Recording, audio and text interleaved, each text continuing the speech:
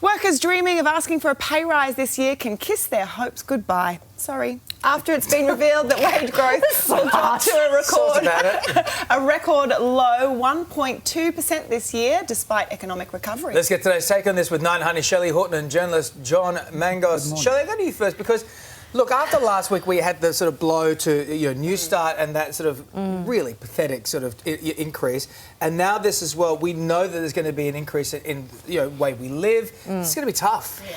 It is going to be tough, but I kind of also see it from the employer's point of view of our company only just survived through COVID, so the idea of pay increases is not even an option for us. So I can kind of see it from both sides. And also, if you look at the forecast, it is going to dip, but then it's going to jump back up again next year. So I'm not pretending that it's not going to be hard. I just think for coming out everyone. of 2020, this is going to be tough, and this is going to make it harder. And yet the housing market's booming, and there are so many out there. It's very contradictory. I think my only advice to people is do a budget, stick to your budget. Don't get influenced by what's happening in the news and what's happening with the housing market. If renting's right for you, stick with renting, that sort of thing. We ain't going to holiday overseas, save some money there. Well, that's it. At least we don't have to spend money on that. But that's it. It's hard when families are already struggling, isn't it, John? Well, that's exactly right. One little correction on the pay increase. It's not going to jump up next year. It's going to creep up. Oh, yeah. Okay. But we're still only talking 1.2, It's going to be incremental. 1. And I'm going to sound all grown up now, but during 2020, we were all saying to each other, we're going to be paying for this virus for a long time. This is part of the payment. You know, as you say, businesses have struggled. The fact that they've been able to stay on their feet has been a miracle for many. So how can you possibly expect the employer to pass on a pay rise?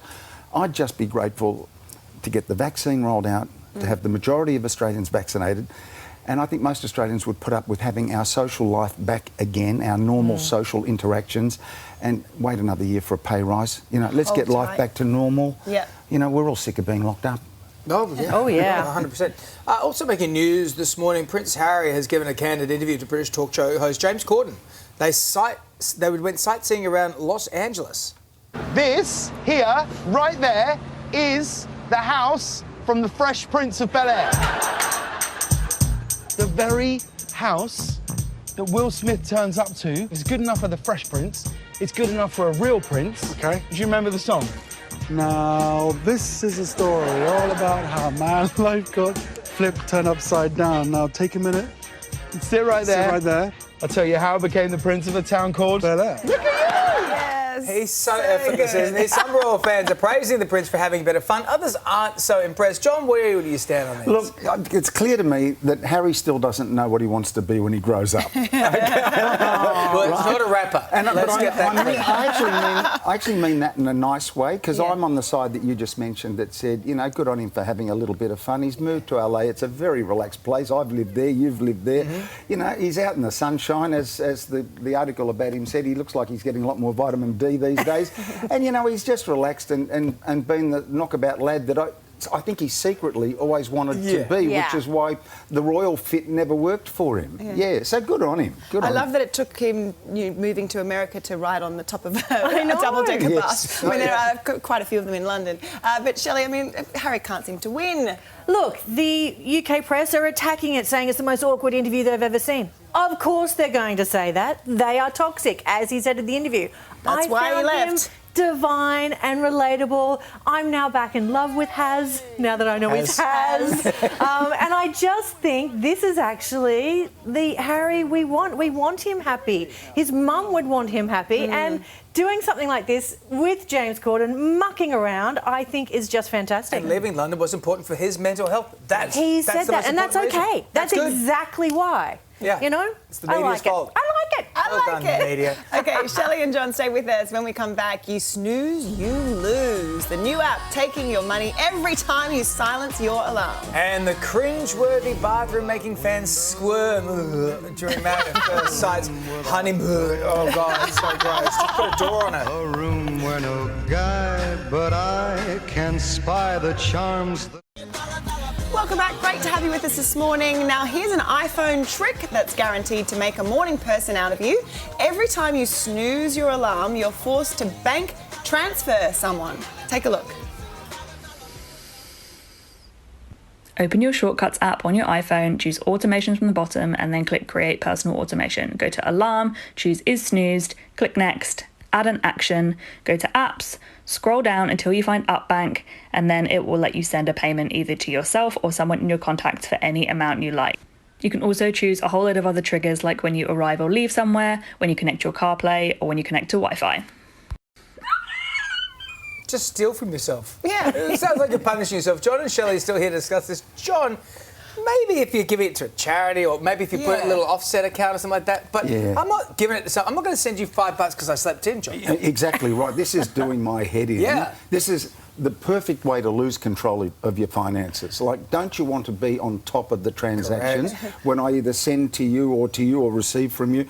Like, letting it happen automatically, during Snooze automatically. But hang on, isn't this the point? So that it stops you from doing sleeping it. in. They're not going to make you're not going to transfer money to yourself and then you're just going to always press snooze. So the point is you transfer it to someone who you don't want the money to go to so that you avoid doing it. It's accountability. It's like having a personal trainer and you have to turn up. If you don't turn up, you have to pay anyway. Yeah, it's you want to lose control of your bank accounts and your finances, do that. It's I'm with John. Just don't press snooze. I've got a revelation. I've never pressed snooze in my life. I set my alarm to the exact moment that I have to get up because that's quality sleep. I think the snooze 9-minute sleep's terrible sleep. I'm with you. Because people who press snooze have to set their first alarm so Really much early. earlier. I know. I do the snooze button. Do you do the snooze button?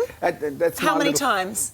Sometimes once or twice, depending. But back in our day, it was on the alarm. But You it's could just hit it. Yeah. It's snooze. And now but Back it's a in our nice little day. way to go, all right, I'm awake, I'll just sort of think the day through before I get out of bed. It's a little bit of quiet time, I don't mind it. Just quickly, I want to get onto this. The Married at First Sight couple we just spoke to, they're delightful. Belinda and Patrick, so cute, but they got intimate quicker on their honeymoon when they realised there was no door on their bathroom. Have a look at this. This is a bath. Geez, right next to the bedroom, okay. And I was like, okay, that's an interesting place to put a bath. There goes privacy, isn't it?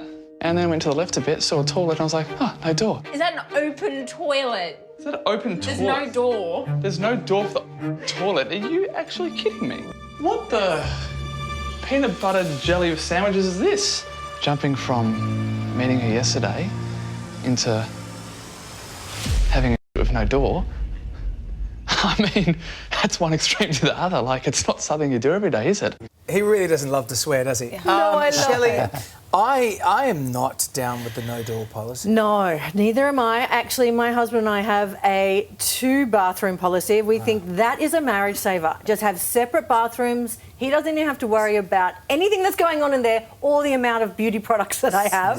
So you actually just have a separate bathroom Separate and no bathrooms. one's allowed to go to the other one? No, and like sometimes if I'm busting and because his is on the bottom floor, and I just need to go. He's like, no, you go upstairs. Not even for a week. Oh, gee whiz. Yeah, man. Okay, Oh, John. God knows what's in that bathroom. Must be like a set of Predator in there after he's been in. Accuse me of having worked in television for too long, but I reckon the producers set this up beautifully. Take the door off and get them a room without a door to see what happens. True. And it's worked a treat. Here we are talking about it. And it gave them a moment, didn't it? And I guess they've got to work out their own little code. Do I hang around or do I give you some space? Apparently there's a lot of balcony head out to the balcony or whatever. Or the So- BP, depending how big you have to but go. isn't it, it's the twists and turns like this of this show that keep people loving Hey, it. I love it. Yeah, I like these two as well. Do you like them as a I maths expert? love them because I've got to say they both seem to be very kind people. Yes, they're awkward and they're struggling to find their place. They're vulnerable. But I think if you're from the centre, if you're kind, you're in for a win. Respectful. Good on you, team. Good to see you Good both. to see you. Thank you. Still to come, it was the episode that just kept on.